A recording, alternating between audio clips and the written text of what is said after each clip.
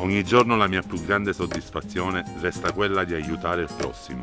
L'altruismo, la cortesia e la gentilezza sono gli elementi fondamentali per un mondo migliore.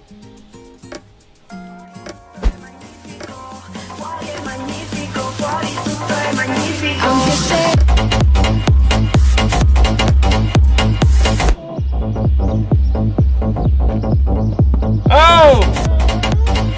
Chi sei? Sono Claudio Concilia! Risolvo problemi! Oh! Abbassa!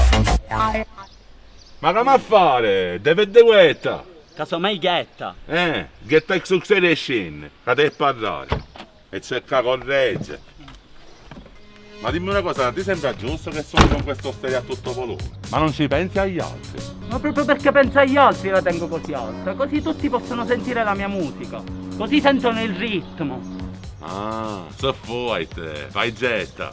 Allora io la ti piglio a pugnantea, tipo tamburo, ma così, tanto per fare sentire un ritmo. No, ma stai calmo, oh, capiscimi, c'ho la cassa nuova. La cassa nuova? Ora te la faccio io la cassa nuova. De legno, a misura, con un bel copecchio, ti dico proprio un bicio.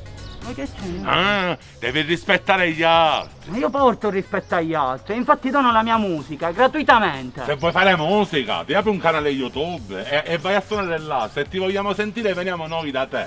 Non c'è bisogno che me ne tocca poi questa casa con tutta la discoteca, perché va a fare diventare un pazzo. Va bene, ho capito.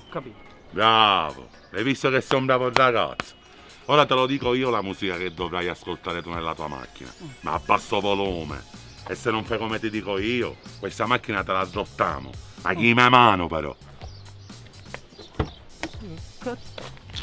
Amici, ricordate sempre che la vita è come un pentagramma musicale. Basta far combaciare le giuste note e tutto può diventare una melodia incantevole.